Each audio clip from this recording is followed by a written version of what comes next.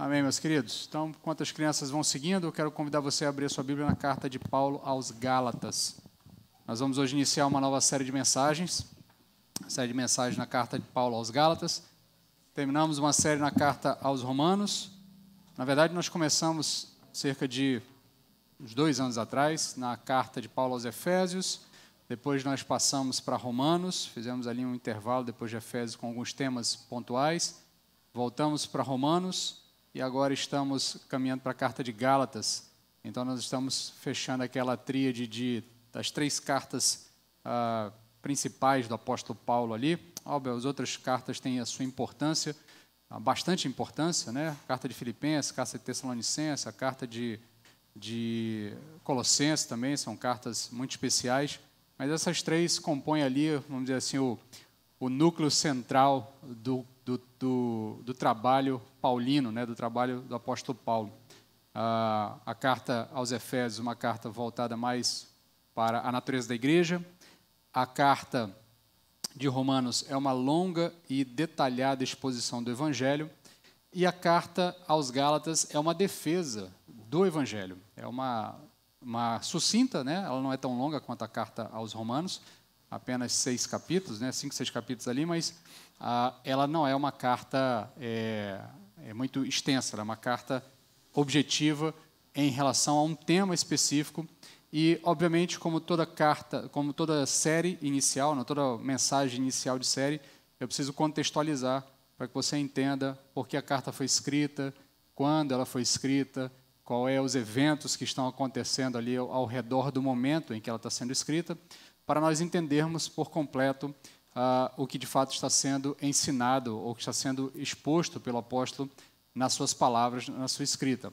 Eu sempre lembro os irmãos que não há nenhum texto bíblico solto, todo texto é escrito dentro de um contexto, toda carta especificamente é escrita dentro de um contexto, é escrita dentro de uma realidade, de um momento específico de uma igreja ou de um grupo de igrejas. Aqui no caso é um grupo de igrejas, o grupo de igrejas na região da Galácia, tá? E elas estão vivendo uma situação peculiar e essa situação precisa ser trabalhada pontualmente pelo apóstolo, por isso ele escreve essa carta, por isso ele escreve, na verdade, cada uma de suas cartas, tentando responder questões pontuais. Então, antes de nós passarmos propriamente à análise do texto, nós vamos analisar hoje do verso 1 até o verso 5, nosso tema geral é nenhum outro evangelho, e o tema da mensagem de hoje, específico, o título da mensagem de hoje é o verdadeiro evangelho. Eu vou explicar ao longo da introdução por que nós precisamos, por que o tema é esse e por que o título da série de mensagens é essa, nenhum outro evangelho. Então, vamos começar pelos elementos básicos. A autoria é claramente atribuída ao apóstolo Paulo. Ele mesmo abre a carta dizendo Paulo, apóstolo, não da parte de homens, mas nem por chamado por homem algum, mas um apóstolo do próprio Jesus Cristo. Não há nenhum debate sobre a autoria da carta, não há grande dificuldade de se aceitar ou de se compreender que esta é uma carta escrita pelo apóstolo Paulo, até porque uma das razões pelas quais a carta foi escrita é porque o próprio apostolado de Paulo está sendo colocado em xeque, está sendo tratado como um falso apóstolo, e por isso ele escreve essa carta aos irmãos da igreja da Galácia. Quem são os destinatários? Os destinatários são as igrejas da Galácia. Provavelmente ali é uma federação de igrejas na região norte da Galácia. Tem um debate que a Galácia, se você for olhar no mapa que está na sua Bíblia, é uma região bastante extensa, uma região que vai do centro do mapa à ponta do mapa, assim. Então ela tem sul e norte. Então há um debate sobre onde de fato essas igrejas estavam plantadas, mas é muito provável que essas igrejas estejam ali plantadas na região norte da Galácia.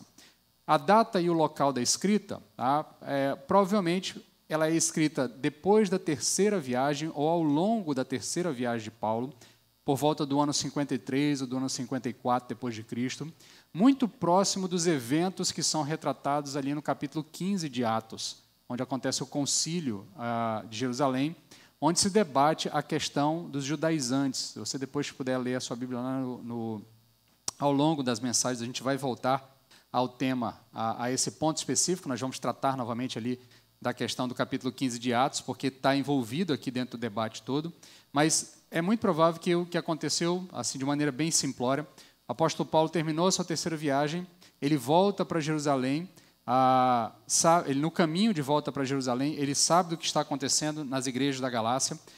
Os eventos são muito próximos entre a escrita da carta e os eventos propriamente ditos, é muito próximo, é algo assim de meses, e meses aqui, considere que entre meses e anos, então assim, cerca de 1 ano, 12 meses, no máximo ali 15, 20 meses de distância entre um evento e outro, mas o fato é que o apóstolo Paulo acabou de sair de lá e a igreja já entrou em um problema doutrinário, já começou a dar espaço para um falso evangelho, por isso ele escreve a carta.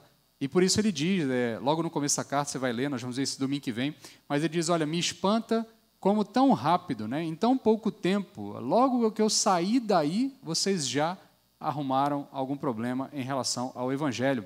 Então, propriamente dito, essa carta é escrita nessa faixa de tempo, muito próximo do que está acontecendo ali no capítulo 15 de Atos, que é quando a igreja se reúne e decide que os elementos do judaísmo, ou melhor, as características do judaísmo, a circuncisão, guarda de dias, os eventos todos que nós vamos debater aqui ao longo do estudo da carta, não se aplicavam aos gentios, mas ainda assim, ao que tudo indica, os gálatas, por influência desses outros líderes que chegaram na igreja, disseram, não, tudo bem, eles decidiram isso lá, mas nós vamos continuar praticando dessa mesma forma aqui, nós vamos continuar exigindo que não-judeus se tornem judeus para que, de fato, encontrem a salvação.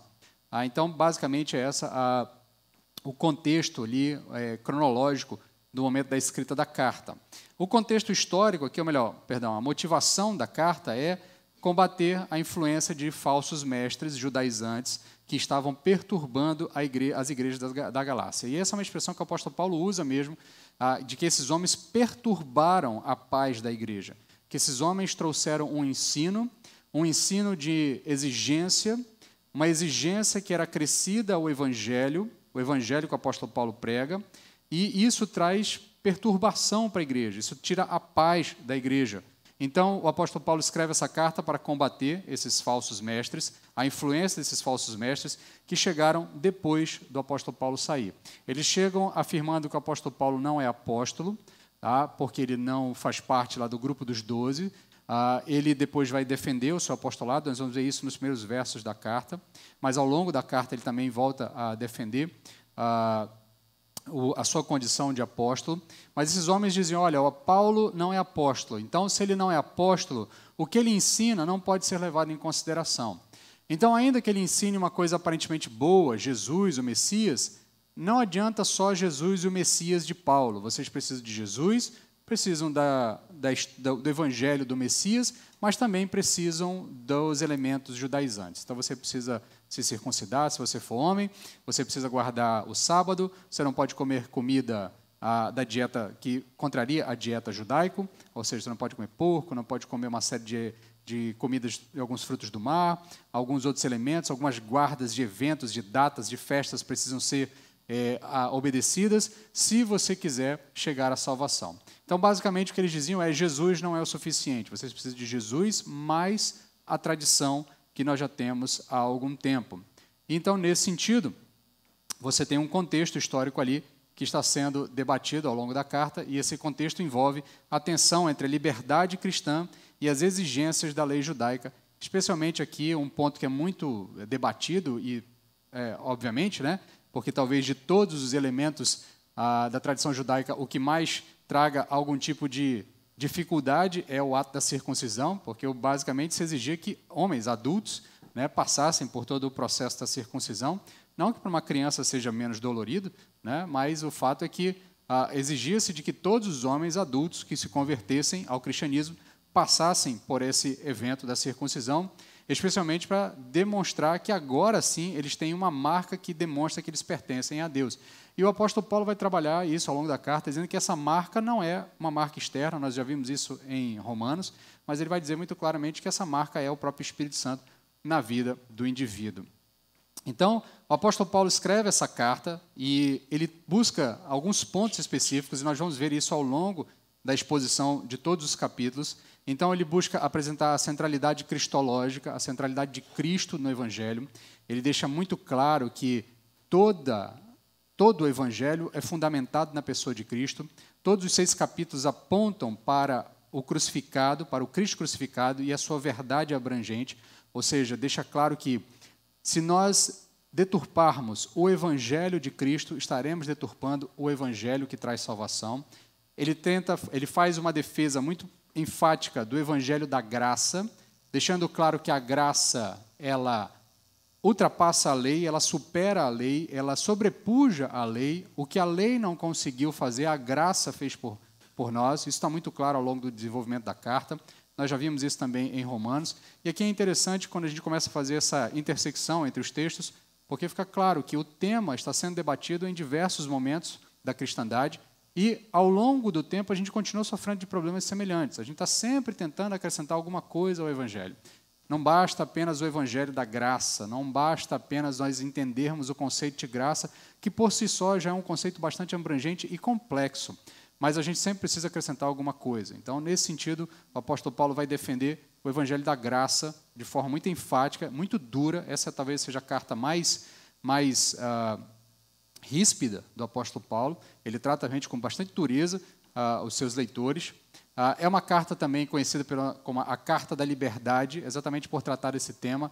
Dizer que toda vez que nós acrescentamos alguma coisa ao Evangelho, o que nós fazemos, na verdade, é prender os indivíduos em uma prisão de exigências e de comportamentos, quando, na verdade, o Evangelho liberta. Então, ele vai tratar da liberdade cristã.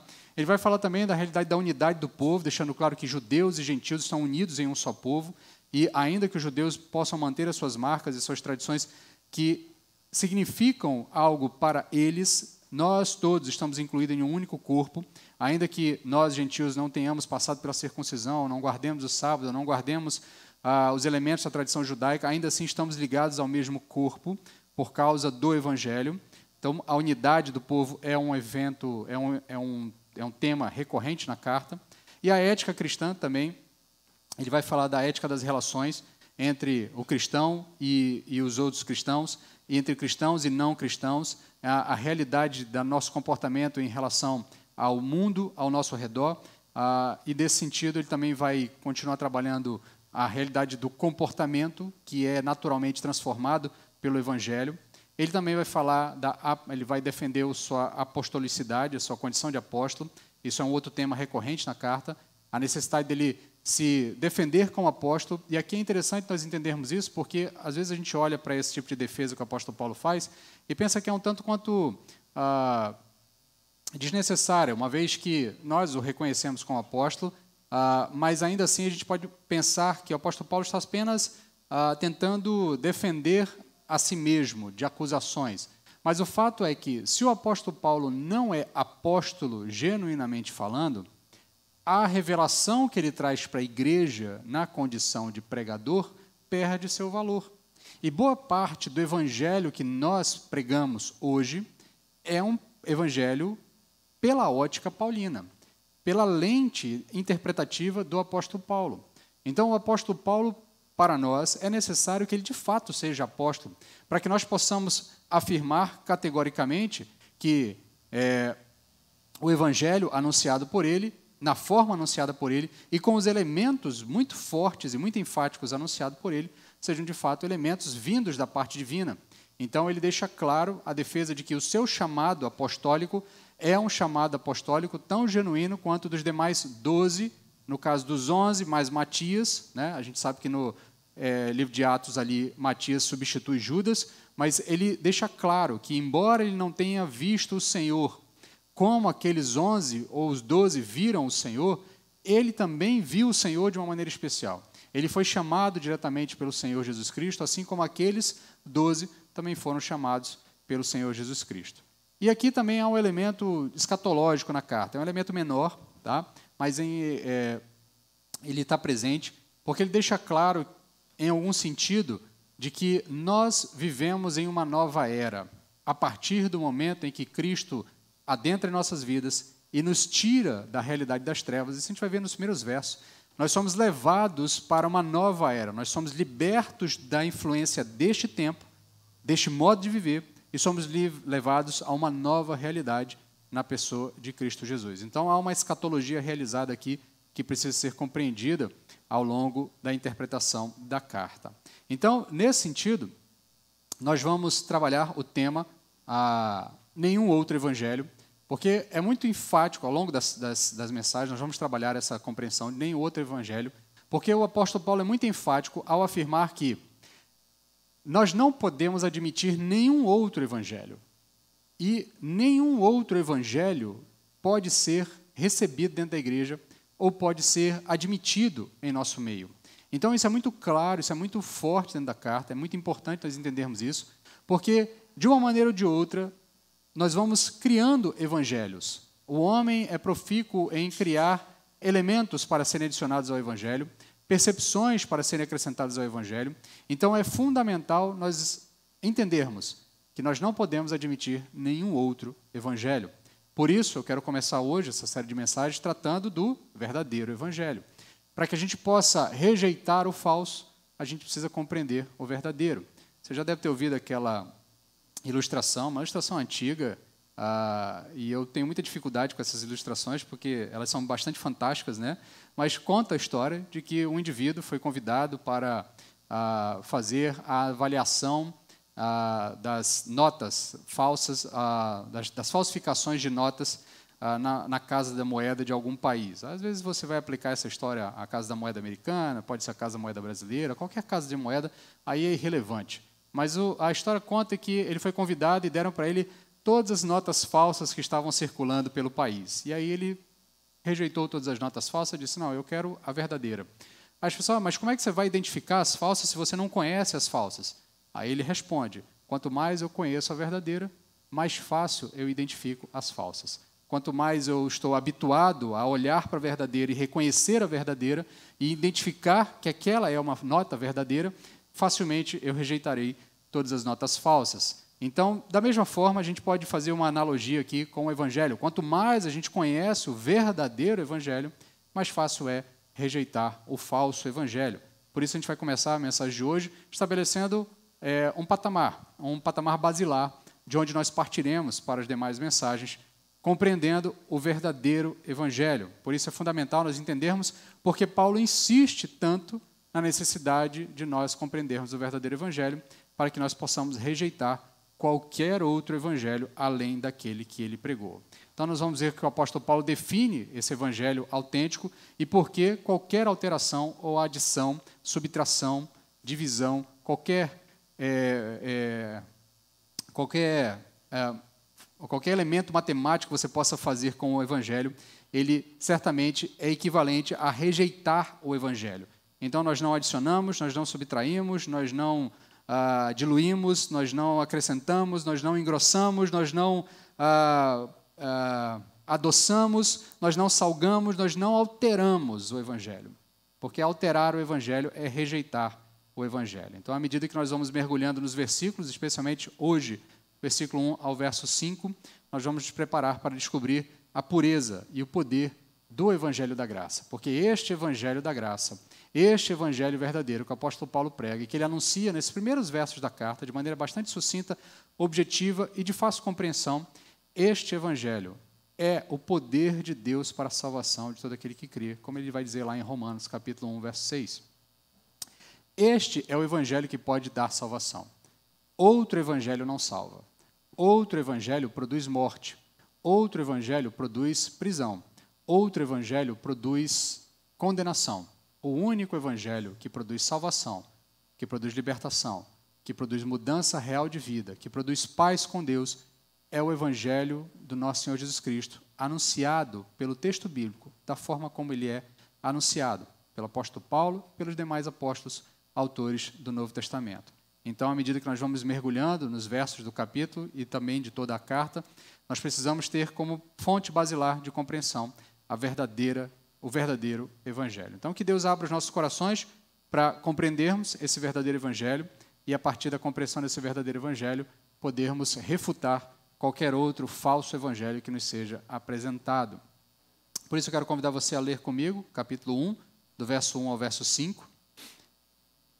O texto vai nos dizer o seguinte: Paulo, apóstolo, não da parte de homens, nem por meio de homem algum, mas por Jesus Cristo e por Deus Pai, que o ressuscitou dentre os mortos, e todos os irmãos que estão comigo, as igrejas da Galácia.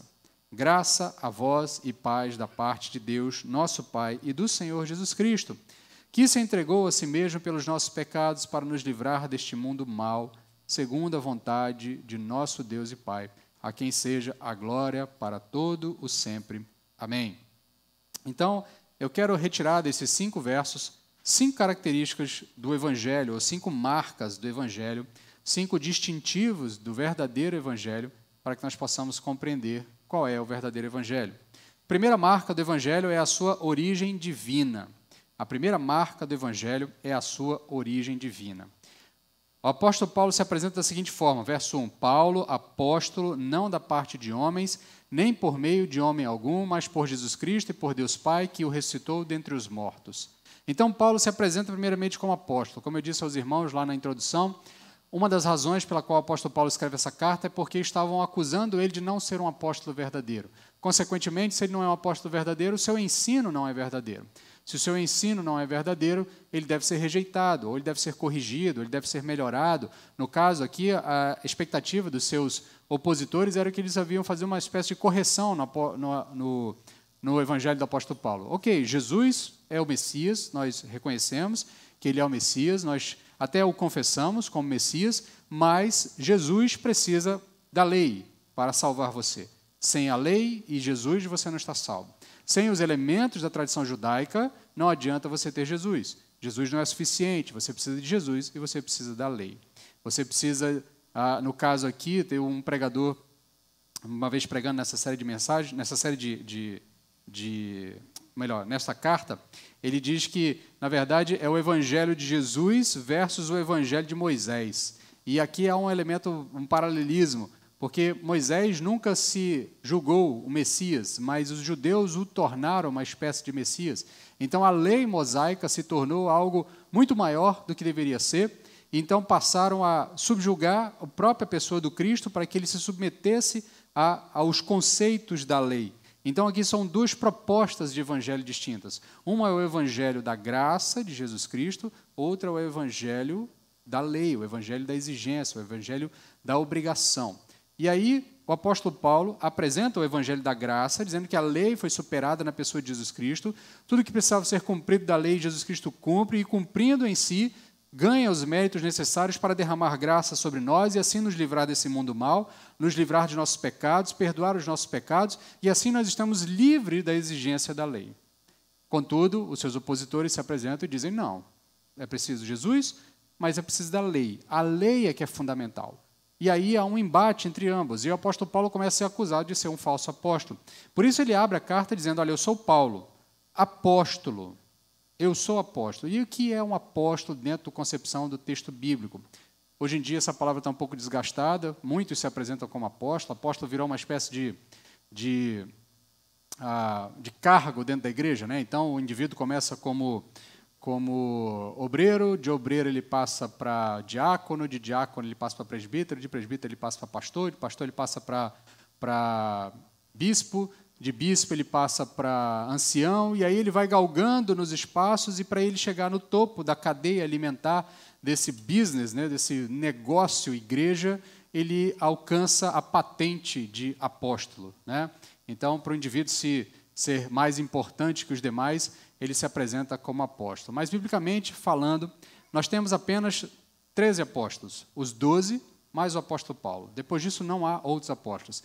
Ainda que, etimologicamente falando, no sentido da palavra, todos nós somos apóstolos porque levamos uma mensagem. O apóstolo é aquele que leva uma mensagem. No mundo greco-romano, esta função, o apóstolo, é o mensageiro, basicamente isso. Contudo, dentro do contexto bíblico, nós afirmamos que os apóstolos são aqueles que foram comissionados pessoalmente por Jesus Cristo. E isso nós temos, resumindo, os 11 que foram comissionados dentro dos 3 anos de Jesus Cristo caminhando sobre a terra, mais Matias, que é chancelado pela igreja reunida, e há o entendimento de que o Espírito Santo aprova a escolha de Matias como substituto de Judas, e depois nós temos apenas um outro chamado apóstolo, que é o apóstolo Paulo. Então, nesse sentido, o apóstolo está querendo dizer o seguinte, olha, eu recebi o mesmo chamado que eles. Eu, de fato, recebi um chamado não de homens, Eu não fui convocado por homens. Eu não fui convertido pela pregação de homens e convocado por homens para me tornar apóstolo a vocês. Eu fui convocado pelo próprio Cristo, eu fui evangelizado pelo próprio Cristo.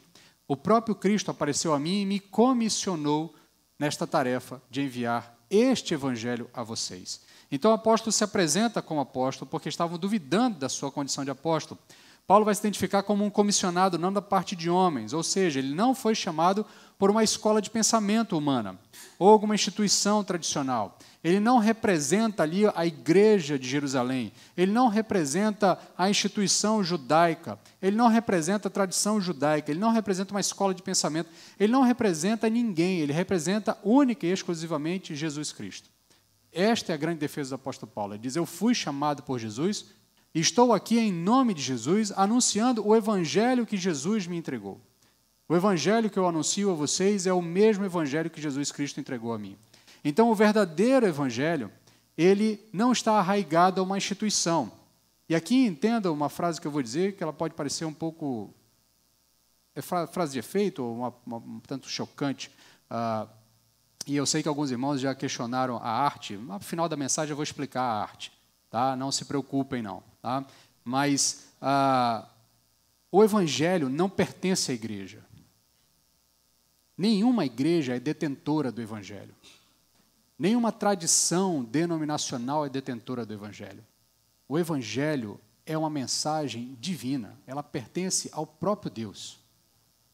É do próprio Deus que essa mensagem vem até nós.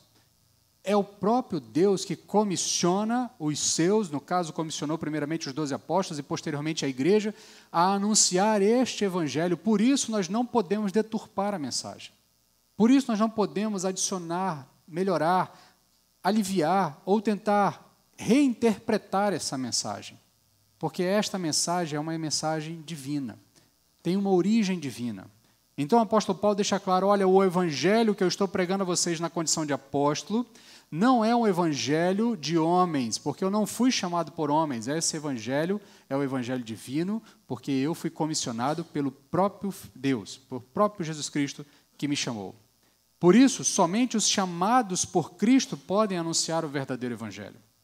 Por isso, aqueles que receberam de fato um chamado divino, e aqui eu não estou dizendo que isso está relacionado a pastores, porque todos nós que de fato recebemos um toque do Espírito Santo em nossos corações, recebemos um chamado para a vida no evangelho. E uma vez que recebemos esse chamado, vindo do próprio Deus para os nossos corações, nós estamos aptos a anunciar o verdadeiro evangelho. Por isso, Paulo vai reforçar o seu chamado, confirmando a origem desse chamado. Ele vai deixar claro que o seu evangelho é pregado, e é pregado de forma verdadeira, porque o evangelho dele não é o evangelho de homens, mas o evangelho do próprio Cristo. Porque o verdadeiro evangelho é a mensagem de Jesus Cristo. A mensagem de Jesus Cristo ressuscitado dentre os mortos. A mensagem de Jesus Cristo ressuscitado dentre os mortos por Deus, o Pai. Perdão. O verdadeiro evangelho é sobre Jesus Cristo ressurreto e nada mais. Este é o verdadeiro evangelho. Por isso, o apóstolo Paulo precisa defender o seu apostolado contra os seus opositores, para deixar claro a todos eles a origem da mensagem que eu estou trazendo a vocês e por que ela é melhor, é superior à mensagem que está sendo trazida a vocês pelos falsos pregadores. A verdade que ele está tentando afirmar, que ele está enfaticamente defendendo, é que a origem desse evangelho é o próprio Deus. Ele foi recebido do próprio Cristo, anunciado a ele. Por isso ele vai dizer, Paulo, apóstolo, não da parte de homens, nem por meio de homem algum. E aqui, entenda, para a gente não se estender muito nos pormenores da carta, mas ele diz assim, Paulo, apóstolo, não da parte de homens, exatamente porque ele não foi comissionado pela igreja para pregar a ninguém, no sentido de que o colégio apostólico disse, Paulo vai lá e prega aos gentios da Galácia. Ele está deixando claro que quem o comissionou para pregar a todo mundo gentílico é o próprio Jesus Cristo. E a outra frase que ele disse, nem por meio de homem algum, é porque muitos atribuíam a autoridade que Paulo dizia ter advinda de Barnabé, que o acompanhou nos primeiros anos. nos primeiros anos da viagem missionária, e Barnabé, assim, era um homem reconhecido por toda a igreja. Então, alguns diziam, aqui dentro do contexto, de que Paulo estava por aí dizendo, olha, eu sou aquele que anda com Barnabé, então por isso ouçam as minhas palavras. Daí ele diz, olha, eu não sou da parte de homens, no sentido de um grupo que eu estou representando, nem por meio de homem algum. Ou seja, não há ninguém que chancele a minha palavra dentre os homens. Eu estou aqui por meio de Jesus Cristo. E eu estou aqui por meio de Jesus Cristo e por Deus o Pai, que ressuscitou Jesus Cristo dentre os mortos. Então, a origem do verdadeiro evangelho é uma origem divina, e isso é uma marca do evangelho. O evangelho não é invenção de homens. E aqui eu vou fazer uma ilustração, talvez boa parte dos irmãos não se conecte com ela. Mas tem um rapaz, eu não acompanho o trabalho dele na internet, mas eu sei que ele tem algum tipo de influência. É um rapaz chamado Felca, se eu não me engano. De vez em quando ele está dando algum tipo de entrevista por aí, e ele deu uma entrevista uma vez e falou alguma coisa sobre evangelho, falou alguma coisa sobre suas crenças, e ele disse, o entrevistador perguntou para ele, você acredita em Deus? Ele falou assim, eu acredito em Deus, acredito no evangelho, acredito em Jesus Cristo. Aí o cara perguntou por quê? Ele falou, porque essa mensagem, ela é louca demais para ter sido invenção de homens. Ela não tem como ela ter sido inventada por alguém, porque não faz sentido ela não tem graça nesse sentido, não atrai ninguém, porque ela é complexa demais, ela é difícil demais de você encaixar as coisas no sentido de que é necessário que um homem morra pelos meus pecados e ressuscite, e eu preciso confiar na obra dele. E aí ele vai dando explicações, e essa explicação dele não é nova, essa explicação outros já deram, faz parte um pouco da história da igreja, esse tipo de apologia, dizer que o evangelho é uma história que não faz sentido, não faz sentido os discípulos montarem a história do jeito que montaram, porque ela não é, vamos dizer assim, ela não é comercial, ela não vende, ela mais afugenta do que atrai. Então, se homens tivessem de fato inventado essa história, eles teriam tentado mostrar ela de uma forma mais aceitável, mais palatável, mais compreensível, que não exigisse tanto, que não tirasse tanto da minha autonomia, não me submetesse tanto à autoridade divina e a outras coisas. Então, nesse sentido, o rapaz falando da sua experiência com a fé, e aí eu não sei se ele confessa de fato uma conversão genuína, mas as suas palavras demonstram uma compreensão que é bastante peculiar. E, de fato, o Evangelho, uma das provas de que ele tem sua origem divina é o fato de que, humanamente falando, não faz sentido, ele não é atraente. Pelo contrário, ele é repelente. Né? A ideia de que eu tenho que confiar toda a minha expectativa na obra de um homem que morreu e ressuscitou, e toda a minha expectativa de salvação por toda a eternidade está calcada naquilo que esse homem fez, isso não é atraente. Todos nós queremos que as garantias estejam em nossas mãos. Eu quero saber se o que eu faço é o suficiente para garantir a minha salvação. Eu quero saber se as minhas boas ações, se o meu bom comportamento, se a minha boa atitude para com os meus, para com meus próximos, com meus parentes, familiares, se isso é suficiente. Por isso que todos os ramos religiosos se baseiam em meritocracia. Todos os ramos religiosos se baseiam em meritocracia. O único que não se baseia em meritocracia é o cristianismo. Até mesmo outras religiões monoteístas também se baseiam na meritocracia. É a sua obediência, é a sua fé, é a sua capacidade, e fé aqui no sentido da minha manutenção em um caminhar único, né? Não a minha fé de colocar a minha esperança única e exclusiva na ação de outro, mas a ideia de que o quanto mais santo eu sou, o quanto mais boas obras eu faço, o quanto melhor o meu comportamento, o quanto de boas ações eu vou acumulando em meu favor, todos os grandes ramos religiosos se baseiam em meritocracia. O cristianismo, pelo contrário, diz, não, você tem que confiar na ação de um homem, no mérito de um homem. E o mérito desse homem é que é derramado sobre sua vida. Eu já disse aos irmãos, bem antigamente, a gente costumava orar da seguinte forma, terminava as nossas orações dizendo assim, nos méritos de Cristo, amém. Porque no fim das contas, toda a vida cristã é uma vida calcada na expectativa de que os méritos de Cristo sejam suficientes para a nossa salvação. Isso é o Evangelho verdadeiro. A segunda marca do Evangelho verdadeiro é a promoção da comunhão. verso 2, e todos os irmãos que estão comigo às igrejas da Galácia. Então o apóstolo Paulo termina dizendo que ele é apóstolo, é o autor da carta, apóstolo não da parte de homens, mas do próprio Jesus Cristo, e da parte de Deus, o Pai, que ressuscitou Jesus Cristo, e juntamente com ele estão todos os irmãos que estão com ele, e estão escrevendo às igrejas da região da Galácia. Os opositores do apóstolo Paulo produziam divisão no meio da igreja.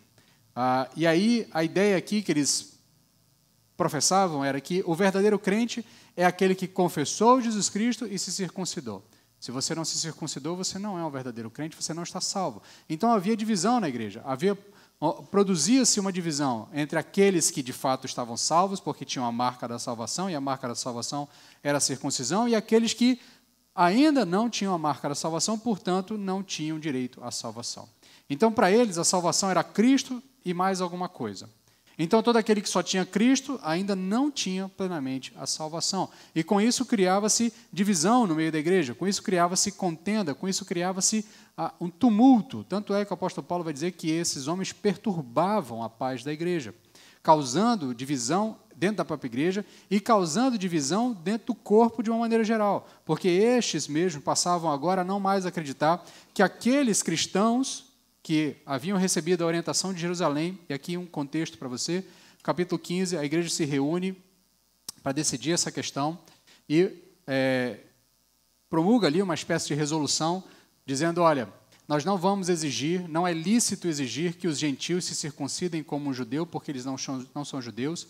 Aí eles fazem ali apenas uma ressalva, dizendo, olha, por uma questão de ocasião, para que haja comunhão na igreja, para que não haja um rompimento inicial, ou um rompimento mais forte dentro da igreja do que já estava acontecendo, nós pedimos aos gentios que se abstenham de comer carnes oferecidas a ídolos, a fim de que os irmãos possam se sentar à mesa, juntamente com os judeus, que estão compondo a igreja também, e possa haver comunhão na igreja.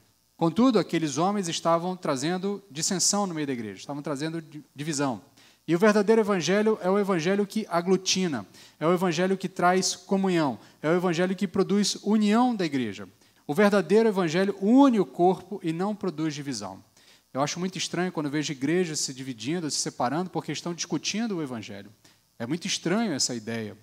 Ainda que a gente esteja tratando de heresias, eu esteja debatendo sobre heresias, ainda assim nós buscamos corrigir o corpo para que o corpo se mantenha unido.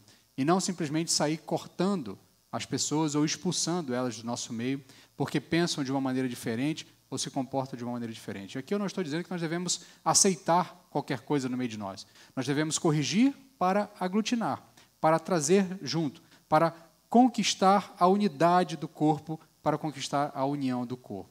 Então, o verdadeiro evangelho, ele une o corpo, ele não produz divisão. Paulo escreve juntamente com outros irmãos que estão com ele. E ele vai dizer que esses outros irmãos estão escrevendo aos irmãos das igrejas na Galácia. Então, para Paulo, aqueles irmãos, ainda que estejam, neste momento, dando ouvidos a falsos pregadores, eles ainda assim são seus irmãos, e a preocupação genuína do apóstolo Paulo é que aqueles homens, aquelas mulheres, aquela igreja, aquele grupo de igrejas, retorne ao entendimento correto para que haja comunhão do corpo. O evangelho verdadeiro produz comunhão. Ele entende que, embora essas igrejas sejam espalhadas numa vasta região, elas pertencem ao mesmo corpo. O evangelho verdadeiro une, o evangelho verdadeiro não separa. O verdadeiro evangelho produz comunhão. A terceira marca do evangelho é o compartilhar da bênção. Verso 3. Graça a vós e paz da parte de Deus, nosso Pai, e do Senhor Jesus Cristo. Então, Paulo está finalizando a sua saudação inicial e, diferentemente de outras cartas, essa é a carta com a saudação mais curta, e aqui os intérpretes dão duas explicações. A primeira é bastante óbvia, ele está irritado com a igreja, então ele não está a fim de florear muito, né? Ele precisa resolver um assunto, então ele é muito seco, sucinto, a sua saudação é bem curtinha, graça a vós e paz da parte do nosso Deus, do nosso Pai e Senhor Jesus Cristo. Nas outras cartas ele fala graça e paz, aí me lembro constantemente da luta de vocês, intercedo, o exemplo de vocês tem chegado a todos os cantos da terra. Em diversas cartas ele dá uma boa floreada no início ali, falando dos aspectos comportamentais da igreja, falando das bênçãos que a igreja tem produzido, do bom testemunho que a igreja tem produzido, mas com os Gálatas ele está bastante irritado, então ele é bem sucinto, bem direto, e ele diz, olha, graça a vós e paz da parte de Deus, nosso Pai, e do Senhor Jesus Cristo. Ponto, acabou a saudação. Depois ele vai fazer um finalzinho ali, que ele vai apresentar o Evangelho no próximo verso, mas de uma maneira bem sucinta ele é objetivo aqui. Contudo, na sua objetividade, ele ainda nos ensina muita coisa. Porque ele usa duas expressões aqui, que depois vão se tornar clássicas e vão se tornar depois, posteriormente, a saudação clássica de todo crente. Graça e paz. Né? Você viu muitos crentes, graça e paz, não? Graça e paz, graça e paz. E aqui é interessante porque essas duas expressões são a união de dois universos. É a união de dois mundos. Porque graça é uma saudação tipicamente do mundo gentil. Tá? As pessoas, quando escreviam uma carta ou se apresentavam, a forma de se apresentar ou de dar bom dia ou de cumprimentar alguém era graça, graça. Essa é uma saudação tipicamente do mundo gentílico. E a paz é uma saudação tipicamente do mundo judaico, a paz, o shalom. Todo judeu que se encontrava com o outro, shalom, shalom, paz, paz do Senhor. E o apóstolo Paulo une essas duas realidades em uma única saudação. É uma única saudação. Então, a graça era um cumprimento tipicamente gentil e paz era um cumprimento tipicamente judaico. Porque no Evangelho, esses dois universos são unificados para a glória de Deus. Por isso, o apóstolo vai dizer, graça e paz sejam com todos. Mas não qualquer graça e paz, mas sim a graça e paz da parte de Deus e do nosso Senhor Jesus Cristo. O verdadeiro Evangelho compartilha a mensagem de que agora nós temos graça e paz diante de Deus e de nosso Senhor Jesus Cristo. E esse é um elemento interessante que a gente precisa guardar sobre o Evangelho. O Evangelho é o anúncio de que agora nós temos graça e paz diante de Deus. Agora nós encontramos diante de Deus graça, por intermédio da pessoa de Jesus Cristo, e encontramos a verdadeira paz, a paz anunciada por Deus, o shalom conceitual judaico, a ideia de uma relação de harmonia com Deus, de estar em harmonia com o cosmos ao meu redor e com o próprio Deus, a ideia de que eu posso agora, de fato, experimentar aquilo que Deus preparou para mim, eu encontro essa realidade por intermédio da pessoa de Jesus Cristo. Na pessoa de Jesus Cristo, o apóstolo Paulo vai dizer aos romanos, justificados, pois, mediante a fé em Cristo Jesus, temos paz com Deus. Nós temos o shalom de Deus. Nós temos, de fato, a realidade de harmonia eterna com Deus. Por isso, agora, de fato, nós podemos encontrar graça e paz. Esta é uma mensagem do Evangelho. Esta é a mensagem do Evangelho. Por intermédio de Jesus Cristo, nós encontramos graça e paz. O verdadeiro Evangelho é a mensagem de que nós encontramos paz com Deus pela graça de nosso Senhor Jesus Cristo. Porque Cristo se deu em graça por nós, nós podemos ter paz com Deus. E porque Cristo derramou graça sobre nossas vidas, nós podemos experimentar paz eterna com Deus. A bênção do Evangelho é a certeza de que, por Jesus Cristo, nós podemos viver em paz com Deus, mediante a graça de nosso Senhor Jesus Cristo. Porque ainda que Jesus Cristo tenha derramado sobre nós a sua graça, se não estivermos inseridos nele, nunca estaremos em paz definitivamente com Deus. Por isso a graça e a paz é mediante o nosso Senhor Jesus Cristo. E esta é a mensagem do verdadeiro Evangelho. Quarta marca do Evangelho é a exaltação da obra de Cristo. Verso 4, e aqui eu quero a sua atenção, estamos já caminhando para os momentos finais. Aqui é o centro, aqui é o centro da carta. O apóstolo Paulo tem essa característica. Normalmente ele solta um verso logo no começo da carta que sintetiza toda a carta. Romanos, lá no iniciozinho, quando ele diz, porque não me envergonho do Evangelho, que é o poder de Deus para a salvação de todo aquele que crê, primeiro do judeu, depois do grego, porque, como está escrito, o justo viverá da fé. Romanos capítulo 1, versos 16 e 17. Ali é o centro da carta. Toda a carta está sintetizada nesses dois versos. E aqui, toda a carta aos Gálatas está sintetizada nesse verso, no verso 4.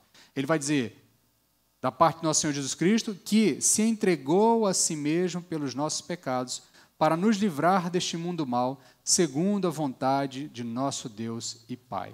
Aqui nós temos a cerne, não só da carta, mas o cerne do verdadeiro Evangelho.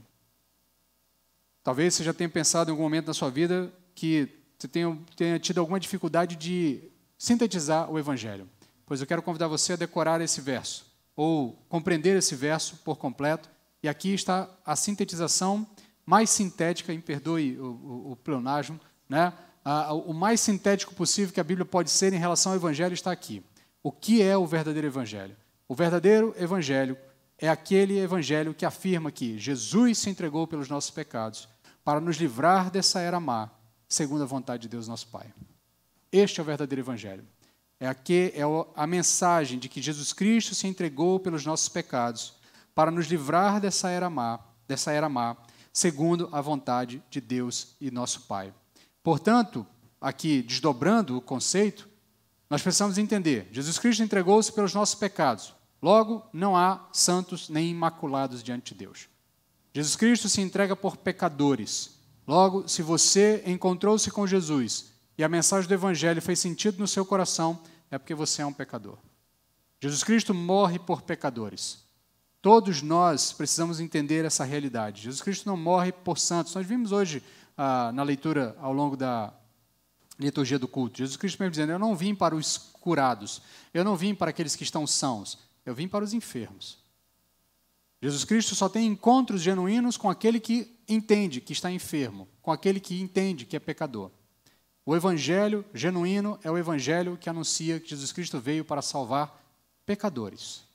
E aí é importante entendermos que não dá para a gente escamotear pecado. Não dá para eu anunciar o evangelho de um Jesus Cristo que apenas abraça pessoas com uma espécie de amor que abarca todo tipo de mau comportamento, todo tipo de má atitude, de má intenção, de má compreensão de si mesmo e do mundo ao seu redor. O evangelho genuíno pressupõe que o indivíduo reconheça-se como pecador.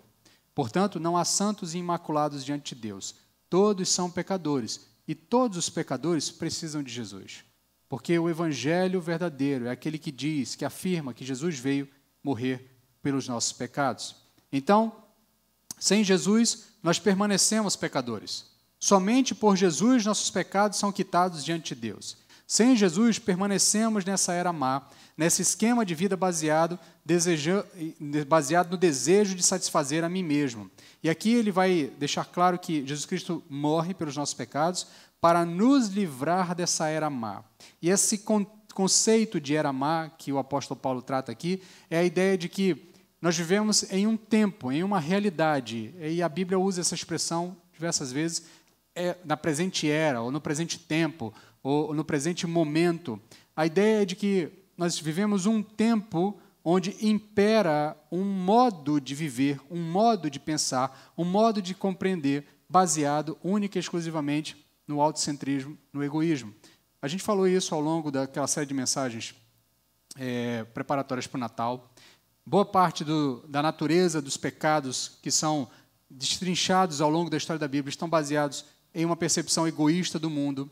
A carta de Paulo aos Romanos deixou muito claro, quando nós falamos do Evangelho, deixando que o Evangelho, e eu repeti isso hoje pela manhã, o Evangelho muda o centro gravitacional de nossas vidas. Nós deixamos de viver para nós mesmos e passamos a viver para Deus e para o próximo. Então, essa era má, que o apóstolo Paulo se refere aqui, é o tempo presente no sentido em que existe uma realidade em que as coisas só funcionam se forem do meu jeito.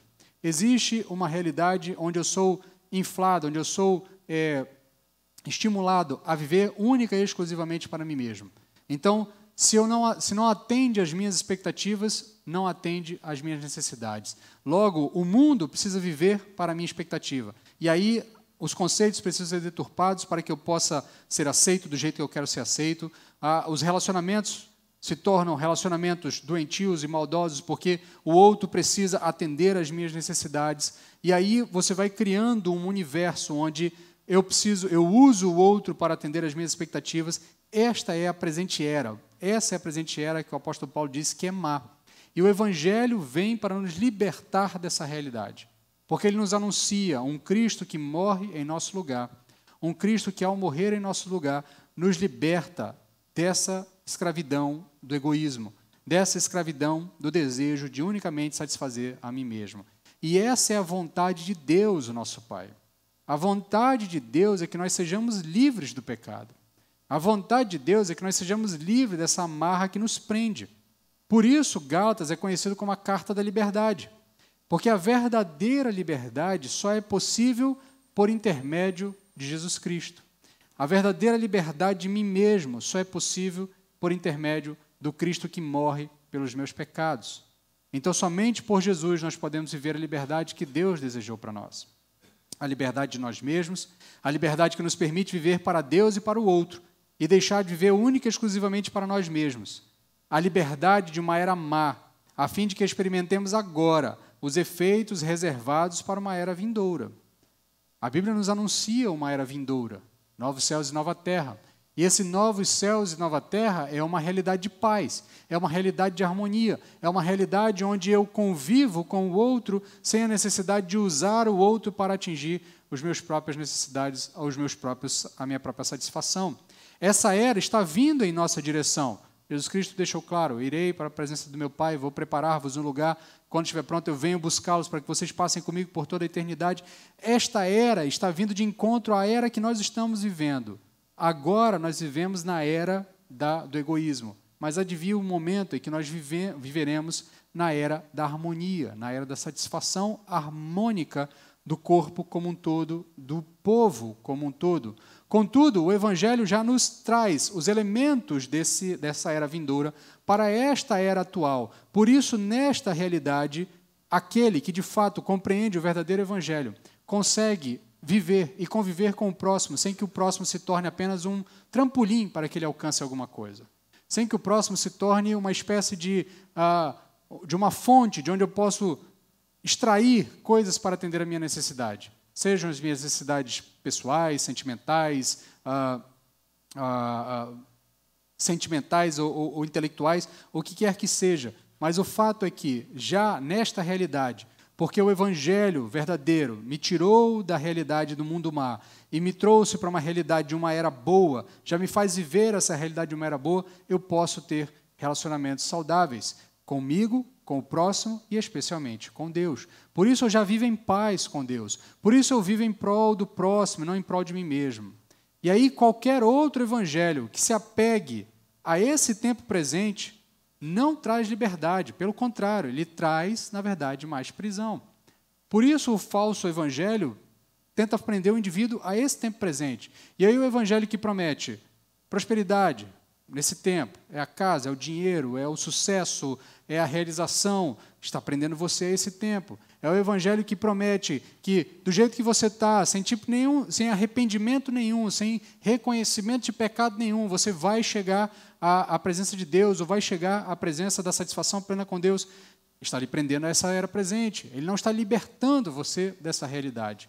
Por isso, qualquer outro evangelho que se apegue a essa era, a esse tempo presente, prometendo bênçãos para o presente tempo, ou ainda soluções para o presente tempo, não é o verdadeiro evangelho. Porque o verdadeiro evangelho me faz olhar para a era vindoura, experimentar os efeitos da era vindoura já nesse tempo. A realidade de harmonia e de paz com Deus, com o próximo e comigo mesmo. Isso, obviamente, não significa que nós não importemos com os males dessa era. Não significa que o evangelho não possa prover em mim ou produzir em mim uma preocupação com o mundo ao meu redor. No sentido de olhar para o necessitado na rua e achar que eu preciso fazer alguma coisa para auxiliá-lo. No sentido de olhar para o mal no mundo ao meu redor e sentir que eu preciso fazer alguma coisa, seja nas minhas atitudes políticas, quando eu escolho meus representantes, ou no meu trabalho secular, na atividade que eu realizo, sendo um bom cidadão, atuando proativamente para que o mundo seja melhor. Contudo, eu não posso limitar o evangelho a isso. O evangelho não é uma proposta social, ainda que o evangelho produza no coração do indivíduo preocupação social. Mas o evangelho não é uma proposta social. O evangelho não veio para solucionar a luta entre ricos e pobres, entre brancos e negros. Não veio para trazer libertação para a questão das minorias, ainda que o evangelho produza no coração de todo indivíduo que foi genuinamente tocado pelo evangelho uma preocupação genuína com essas coisas. Um desejo genuíno de trazer mudança para essas realidades. Por quê? Porque a partir do evangelho eu não vivo mais para mim mesmo, eu vivo em prol do próximo. Então, se o próximo sofre, eu me preocupo com ele. Se o próximo passa por dificuldade, é discriminado, é destratado, seja por causa da sua cor de pele, seja por causa da sua classe social, eu me preocupo com essa realidade e eu busco alterar essa realidade.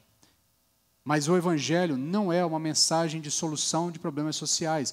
O Evangelho é a mensagem de que Deus, Cristo Jesus, morreu em meu lugar para que eu pudesse ser liberto desse tempo presente e ser catapultado a uma outra realidade, para experimentar essa outra realidade plena e eterna na pessoa de Jesus Cristo. Então, por isso, qualquer adição, subtração ou modificação ao Evangelho o transforma em outro Evangelho. E outro Evangelho não é Evangelho. Eu quero que você guarde essa frase, eu vou repetir ela inúmeras vezes ao longo das próximas mensagens. Outro Evangelho não é Evangelho. Outro Evangelho não é Evangelho. Outro Evangelho é nenhum Evangelho. O verdadeiro Evangelho exalta a obra de Cristo, que morreu pelos nossos pecados, para nos livrar do domínio de um esquema de vida egocêntrico e narcisista. A vontade de Deus para a sua vida, para a minha vida, para a vida de todos nós, é que nós sejamos libertos e que nós nos agarremos única e exclusivamente a Jesus Cristo. Livres de nós mesmos, nós podemos criar bolsões do céu aqui na terra.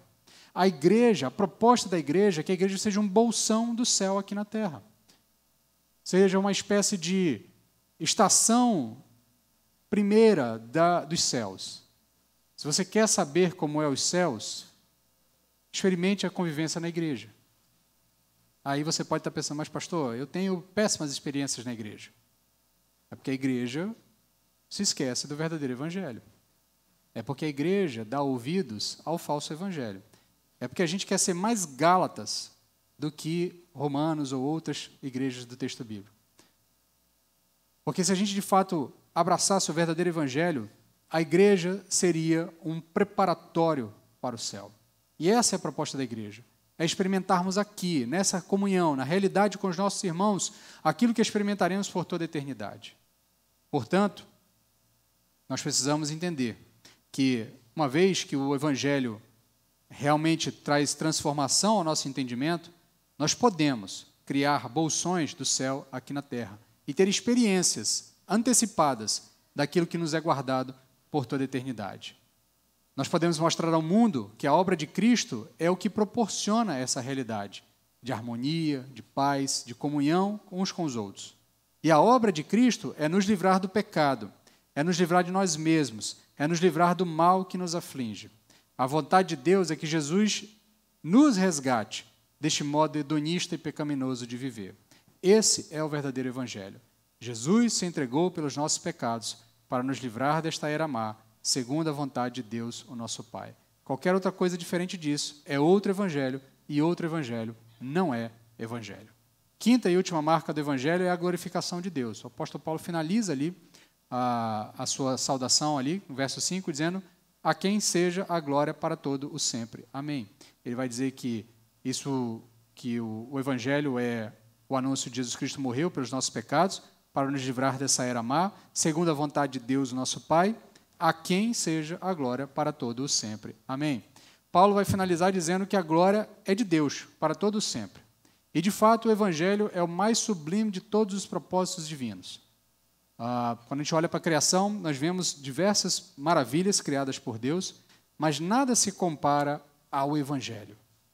A mais bela galáxia, formação de galáxia, a mais bela flor, o mais belo pôr do sol, a mais bela construção da natureza, a complexidade da vida, tudo que é obra da mão de nosso Senhor, que muitas vezes nos embeleza e nos traz um senso de embelezamento, de extasiamento diante de tudo aquilo que a gente pode vislumbrar, a vastidão do mar, a vastidão do céu, as montanhas, a floresta, a complexidade da vida e a beleza da vida como um todo, nada disso se compara à beleza do Evangelho. O Evangelho é o mais sublime de todas as criações de Deus. Ele é mais sublime de todos os propósitos divinos. O ser divino e perfeito não nos deixou a nossa própria sorte. A beleza do Evangelho é compreendermos que Deus, que é autossuficiente, se tornou um de nós, porque nós sozinhos não podíamos resolver o nosso problema. A beleza do Evangelho é a compreensão de que Deus não nos abandonou. Se nós tivéssemos sido deixados à nossa própria sorte, certamente estaríamos tateando em direção ao escuro, em direção à morte, em direção à destruição eterna. Visto que para nós seria impossível resolver o problema do pecado, Deus veio em nosso socorro. Deus enviou o seu Filho ao mundo para se entregar pelos nossos pecados e nos livrar dessa era má. Se Cristo não tivesse vindo em nosso favor, enviado por Deus o Pai, enviado por Deus em sua triunidade e compreensão de toda a eternidade, se Deus não tivesse enviado Jesus para nos salvar, nós ainda estaríamos presos a essa era má. Ainda estaríamos presos a uma realidade onde o que importa é a minha satisfação e que os outros apenas são meios para alcançar essa satisfação. E se nós encontramos a salvação, é graças a Deus, porque é Deus que se revela a nós, é Deus que se apresenta a nós, é Deus que toca em nossos corações. Se nós temos esperança de salvação, é graças a Deus. Se podemos anunciar aos outros que eles podem ser salvos, isso também é graças a Deus. Por isso, o verdadeiro evangelho glorifica a Deus. Foi Deus que enviou o seu Filho para nos salvar, foi Deus que quis nos salvar, foi Deus que planejou nos salvar, foi Deus que nos amou a ponto de mover a história para nos salvar. Por isso, a Deus toda a glória para todo sempre. Amém. É assim que o apóstolo Paulo encerra. Deixe-me finalizar essa primeira mensagem com duas aplicações. Nós entendemos, aqui destrinchamos o conceito do Evangelho, ou 5 marcas do Evangelho, mas eu quero lembrar a você por que nós precisamos conhecer o verdadeiro Evangelho. A primeira aplicação é que você precisa conhecer o verdadeiro Evangelho. Se você não quer repetir o erro dos Gálatas e ser enganado por outros evangelhos, você precisa saber do que se trata o verdadeiro Evangelho. Você precisa conhecer a natureza do Evangelho. Você precisa reconhecer ele. Da mesma forma da ilustração inicial, quanto mais nós nos debruçamos sobre o verdadeiro Evangelho, quanto mais nós meditamos sobre o conceito do que é o Evangelho, sobre seus desdobramentos, muito mais o conhecemos, mais nós afastamos os falsos evangelhos. E não duvide, meu irmão, há vários outros evangelhos sendo anunciados para nós todos os dias. Não apenas o evangelho dos falsos pregadores, mas o evangelho da vida fácil, o evangelho pregado pelos meios midiáticos, o evangelho, a boa notícia, e aqui evangelho, para a gente fica uma palavra um pouco estranha, né? Porque evangelho, na verdade, é uma palavra do grego que foi aportuguesada, né? Ela foi transliterada para o português. E aí ela tem sempre uma conotação religiosa, né? Evangelho está sempre ligado com a ideia de alguma coisa religiosa. Mas evangelho nada mais é do que a boa notícia, uma boa notícia. Né? Tanto é que no período romano você tinha o evangelho do imperador, né? A boa notícia do imperador. Então, nesse sentido, a palavra foi incorporada pelos cristãos, foi transformada em uma espécie literária, né? Os evangelhos, o escrito, né? Se tornou um tipo de escrito. Né? Mas o fato é que o evangelho está sendo anunciado. Há vários evangelhos sendo anunciados o tempo todo, seja pelos falsos pregadores, ou seja pela vida comum.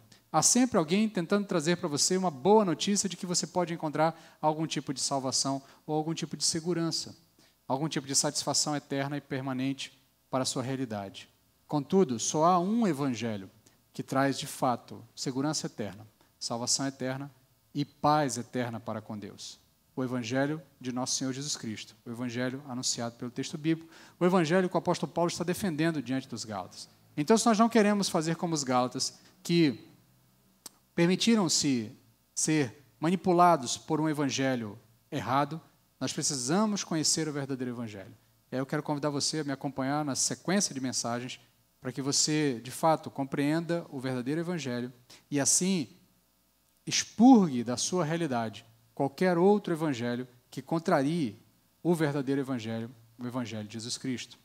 Segunda aplicação e última que eu quero apresentar para os irmãos e finalizar com ela é aquela frase que eu já disse antes: outro evangelho é nenhum evangelho. E aqui é um ponto importante que a gente precisa assimilar.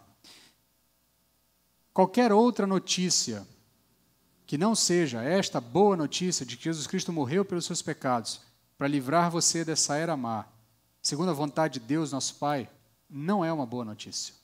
Ela pode parecer uma boa notícia, ela pode ter cheiro de boa notícia, ela pode criar uma expectativa de boa notícia, mas ela não é uma boa notícia. Então não se engane, meu irmão, há outros evangelhos sendo pregados todos os dias. Evangelho que promete redenção em vários aspectos. Contudo, só um evangelho produz salvação eterna. Qualquer adição a esse evangelho deturpa o seu conteúdo, qualquer alteração dele deturpa a sua essência. E se deturpada for a essência, se torna outro evangelho. Como eu chamei a atenção no início, alguns irmãos questionaram a arte que nós fizemos, né? Deixa eu fazer aqui a defesa, não foi a irmã Jennifer que fez a arte, fui eu, tá? Então, é o próprio pastor que fez a arte, tá? Então, se tiver alguma dificuldade, fala comigo, tá? Não se preocupe não, inclusive eu disse para a irmã, irmã, se lhe questionarem, diz para a pessoa ir assistir a pregação e ela vai entender o porquê da realidade da arte apresentada. A arte é proposital, tá? Qualquer alteração ao evangelho deturpa o evangelho, logo ela não é capaz de produzir salvação. Qualquer mudança no conteúdo do evangelho torna essa mensagem incapaz de produzir salvação. Inverte a mensagem e, invertendo essa mensagem, eu estou subvertendo a cruz. Assim como uma cruz de cabeça para baixo não simboliza o cristianismo, assim como uma cruz de cabeça para baixo não simboliza salvação, um evangelho deturpado não transmite mensagem de salvação. Assim como uma cruz de cabeça para baixo traz a você algum tipo de ojeriza ou de incômodo por conta do fato disso não transmitir a você os valores do cristianismo ou o valor da fé cristã, um evangelho deturpado não consegue transmitir salvação. Um evangelho que foi açucarado, adicionado, diluído, diminuído, acrescentado, feito qualquer tipo de alteração, que não seja este evangelho, o anúncio de que Cristo morreu pelos seus pecados para livrar você dessa era má, não é capaz de produzir salvação. Portanto, meu querido, compreenda esta realidade, de que outro evangelho não é evangelho. E se nós dermos ouvidos a outro evangelho, certamente ele não produzirá em nós vida. Se ele não produzirá em nós vida, ele certamente produzirá morte. Por isso, o anúncio do evangelho que nós fazemos precisa ser o anúncio do evangelho genuíno. Se nós queremos que as pessoas se convertam, o único evangelho que tem poder para convencer o indivíduo do seu pecado, da justiça, do juízo, por intermédio da ação do Espírito Santo, é o único que tem poder para produzir salvação, é o evangelho genuinamente bíblico, o evangelho anunciado pelo apóstolo Paulo, pelo texto bíblico, e o que nós estamos anunciando nessa noite ao expormos esse texto. Então não se engane, meu irmão, outro evangelho não é evangelho. Qualquer outro evangelho é nenhum evangelho. Portanto, o único evangelho que importa, de fato, para produzir salvação, é a mensagem de que Cristo morreu pelos nossos pecados, para nos livrar dessa era má. Isso segundo a vontade de Deus, o nosso Pai. Que Deus aplique aos nossos corações a sua palavra, que Ele nos prepare para essa série de mensagens. Certamente não será tão extensa quanto a de Romanos, tá, que durou quase um ano, né, até porque a carta é menor, mas nós vamos aí pelo menos alguns meses aí caminhando pela carta de Paulo aos Gálatas, aprendendo sobre o verdadeiro evangelho, aprendendo que não admitimos nenhum outro evangelho, apenas o único evangelho, o evangelho anunciado pelo nosso Senhor Jesus Cristo. Oremos. Senhor, nós te pedimos agora que o Senhor aplique aos nossos corações a tua palavra e nos auxilie, Pai, na luta para compreendermos a verdade do evangelho.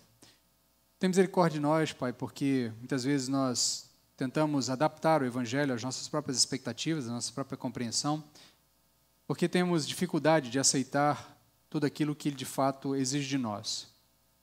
Por isso pedimos que o Teu Santo Espírito, que tem a capacidade de nos convencer do pecado, da justiça e do juízo, nos convença da verdade deste evangelho e nos auxilie a compreender tudo aquilo que Ele deseja anunciar a nós. Então, tem misericórdia de nós, Pai. Livra-nos do falso evangelho.